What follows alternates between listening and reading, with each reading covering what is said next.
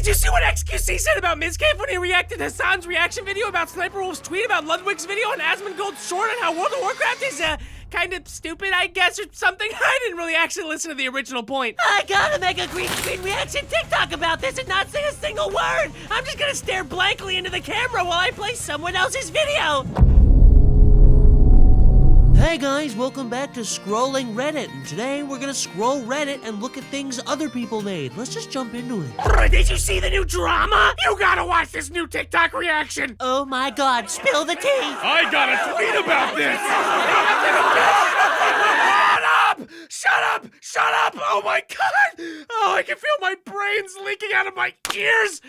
Oh, quick, someone turn on Townsend's! Today we're gonna make George Washington some fried chicken. Oh my god, I can feel it healing me. Thank you. What is up, my little goblins and ghouls? It's me, a somewhat circular internet guy making internet videos talking about other internet people making internet videos. And I, for one, feel sick. I'm aware this isn't an overwhelmingly uplifting topic for a video, but I gotta get this shit off my chest, man. I genuinely have real fears about how current internet video content is created, distributed, consumed, and replicated, and the general direction that the average aspiring creator is headed. I feel the actual act of creation is slowly being damaged over time, and before you say anything, no, I'm not putting only animators on some infinitely tall, sanctimonious pedestal. We chose the worst content genre, and it unfortunately takes a lot of time, blood, sweat, and tears to make anything. Mostly the tears part. The desire to become an influencer, Sorry, I just thought of that term. has never been more colossal, and the routes in which individuals will take to achieve that has never been more accessible. And with that, you'd think the quality of the content would skyrocket with the heightened output, but I think we've seen quite literally the exact opposite. But do not get it twisted. There are absolutely outstandingly talented creators popping up on every corner of the internet at all moments of every day within every genre. I'm not some jaded old man pissing up at the clouds and wondering why it's raining. Ah, curse you, weatherman! But the platforms people make content on, especially TikTok, and we'll get to that, are often predatory at best and extremely damaging at worst. And these problems are inflated even more when we realize how content gets recommended and in front of your eyes to begin with. Let's start with vertical content as a medium. Vertical videos are now the single most consumed form of digital entertainment in the world by a long, long shot. It has completely cannibalized almost every single form of digital content entirely and has now landed as the main form of content you're probably going to see on a day-to-day basis. Vertical short-form content as a medium was designed to function like a bag of chips, extremely easy to consume with one hand, no thought is really put into ingesting them, and you'll often find yourself eating way too many and probably feeling bad by the end of it. Vertical videos obviously cater to your scrolling thumb.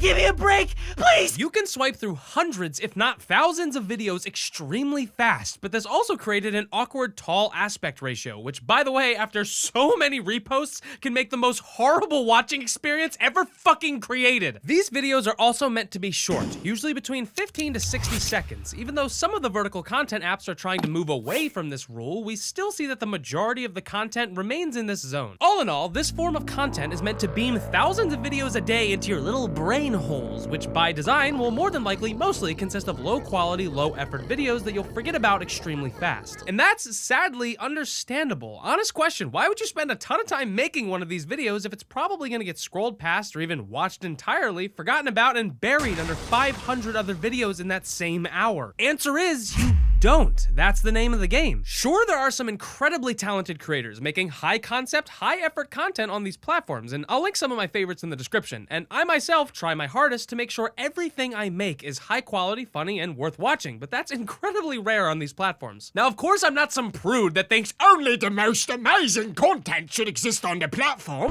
I mean, whew, boy, you're watching one of my videos. I know, buddy, I know, let it out. But what this effect does is shoehorns users into making as much content as humanly possible, but there's only a few ways you can reliably do that, the most popular one being theft. Funny sound bit or joke someone else made? Use it! Someone else's funny video? Put yourself in front of it. A popular bit or trend? Steal it one for one. Freeboot entire videos and react to freebooted videos. Yoink an entire audio clip you didn't make, add a text-to-speech voice and some fucking GTA 5 gameplay or Subway Surfers, and rot your viewer's brain until they become a pile of sludge. Stop right there, Circle. We're the argument police. Argument police. And your argument statement is stupid. Are you honestly saying that this sort of behavior hasn't always been apparent in the content space? Hey, officers. Take the wife somewhere nice, okay, Ted? We've all had our differences, right? But we can all fucking agree that this is bullshit, right? What is that? This is Instagram Reels, recommending, encouraging, and auto-generating a video for me using someone else's video formula and slapping on an audio I didn't make to post and call my own. Jesus Christ. And I want your badge number, rookie. I've never seen your face before. Where's Georgie, huh? You know, his old partner? Don't you bring up Georgie. You know what happened. I can speak about him as much as I'd like. You know damn well I loved him too. Theft, stolen ideas, freebooting, unoriginal material, and everything in between has existed since dinosaurs were objectively the best subclass to spec into as a child. But I want to play with trucks. We are learning about the plesiosaurus. But never has video manipulation and theft been as encouraged and easy to access as it is now. Oh, that joke you saw was funny? Click this little button, steal the entire thing, and do it yourself. Often you'll get more views than the original. And even if you use the unconventional classic forms of theft, it's still completely encouraged because they don't combat it whatsoever, and flagging stolen videos literally does nothing at all. Me and my friends have tried on hundreds of different occasions to stop this blatant stealing and identity theft, and TikTok refuses to do fucking anything. I mean, look at this bullshit. Fuck! Do you know how many times I've had comments on my videos asking me where the original audio came from? Me! It came from me! It came from my lungs and my heart! Almost every app has multiple features specifically designed for streamlined theft, reposts, remakes, and freeboots. TikTok obviously being the absolute worst offender here. It's easy to access, it's shoved in your face, it's put into targeted ads, and it continues to push the idea that anyone can become rich and famous through just a few simple taps. Take it from someone that makes videos for a living, including mostly really short ones. This mindset that anything and everything is free game, stealable, reactable, and that you should do all of these things, and if you do it over and over again, you'll become a super famous content creator, is straight up predatory, especially on these apps where there are so many impressionable Play-Doh-brained children. About 6 months ago, I filmed a TikTok reaction video for my second channel. I had some buddies of mine curate some of the most insane videos they could find so I could watch them live on camera, laugh at them, and do some commentary over them. I actually really enjoyed making the video. Some of the clips I watched were genuinely funny, and I think I made some pretty good jokes as well, but almost minutes after I finished exporting the thing, I had a horrible feeling wash over me. I just stared at it in my video folder for like 5 minutes straight, like it was some ancient evil artifact that should never see the light of day. It was worthless content, built off the backs of those that actually made funny, watchable content. Sure, I made some jokes and I did my best to add to it, but was it really even worth uploading? What was the point? I had made literally nothing. So I deleted it, and I never really looked back. XQC has recently found himself in some heated discourse related to the same topic, and has also been kind of made the poster boy of the entire issue. It's a growing sentiment that reaction content is lazy, easy, and theft, which is interesting because as a society, this thought has bounced around quite a lot. Jinx was early to the React craze and instantly got blasted by the entire internet. Years ago, the Fine Brothers were extremely popular, but then tried to copyright the very act of being a human with human emotions. That mixed with some horrible other shit, they then fell into a downward trend and faded into the void. But now it's 2023, and reaction content couldn't be more popular or more divisive if it tried. You'll now find hundreds of thousands of clips of every creator live streaming YouTube and watching other people's content. Often not even speaking, sometimes eating food, and the hilarious worst one is when they get up and leave entirely, leaving the video to play on their channel with zero added input. XQC has been called out for this numerous times, and this started a wave of people in general calling out this form of content. On the other side, you have those that argue that this is a good thing and it bolsters and inflates smaller creators when they've been seen by such a massive audience. But this has been proven to be false most of the time. It's very rare that these smaller channels receive any significant bump, and it often actually scraps many chances of you organically watching the original video yourself, because why would you watch an hour-long video with a Twitch streamer and then rewatch that same video again by yourself? Ooh, I bet you guys know the answer. Say it with me now.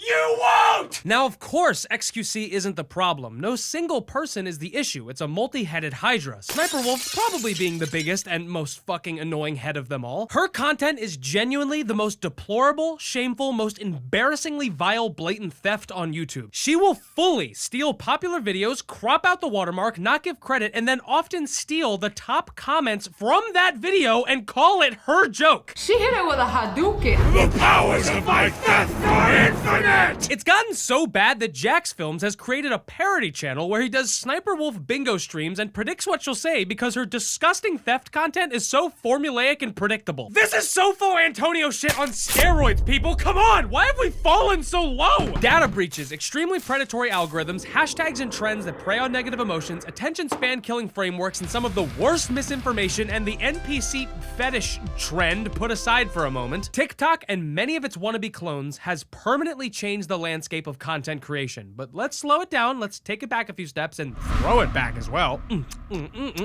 There are some benefits to this new system though. It's easier to enter the world of content creation and people are no longer gatekept behind editing softwares or expensive equipment. Sometimes hilarious and impressive collaborations spawn from these stitched together videos. And many commentary channels, old and new, actually make transformative content that highlights and plays well off of this increased output of content. They strive to actually add more value to the original source, not just rip it off for easy content. And I've absolutely seen users take pre-existing audio clips and modify or enhance the joke, making it even better. And to be honest, I myself enjoy a lot of stuff on my feed. I'm constantly sending the most insane and bizarre clips I can find to my friends, sometimes crying from laughter or cringing at the dumbest shit. Oh my god. I actually think we've seen a sort of renaissance when it comes to old 2008 style videos that you'd find on YouTube back in the day. Now that everyone has a camera in their pockets, it was inevitable that we'd see an influx of horrible content, but we've also gained an increase of hilariously raw, insane clips. I mean, where else could I find this? Take this! And even though my memes and cursed video folders on Instagram bring me a lot of joy, I think my point here still stands. I may fall victim to the parasitic nature of lying in bed and scrolling for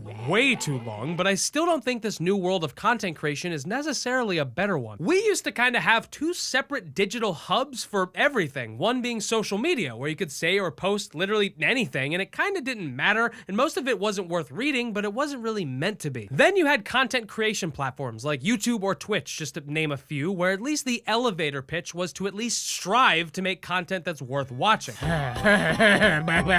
These two hubs have now blended together, creating a homunculus of bandwidth centered around every living thought imaginable, forever etched into the internet as soon as you can think it. Which, I reiterate, isn't a wonderfully uplifting notion, considering every young impressionable child has a phone or iPad now. And studies now show that this level of early integration often leads to heavy mental health problems with increased rates of anxiety and depression. Not only that, but TikTok has been proven to, and sometimes in a few minutes, be able to pinpoint a person's interests, including depression, and overfeed a user with only those videos and relevant hashtags. Which is a little dystopian. But I was anxious before TikTok, so maybe I'm just fucking cooler than you, I don't know. But with all of this in mind, and outside my rambling, we return to my original critique, and the original issue at hand, reaction content. Every issue I've outlined previously does nothing but embolden it. It facilitates horrendous theft, it encourages a quantity over quality common practice, and it pushes the argument that making one-to-one copy accounts is normal and should just be accepted. It would take me over 100 videos to accurately break down the pros and cons with this current content landscape, but I feel I have to somewhat explore all of these topics to properly articulate myself when it specifically comes to reaction videos. Vine was nearly the exact opposite of what we're seeing today. Because of the harsh 6-second restriction, creators were forced to be quick, clever, and genuine with their content.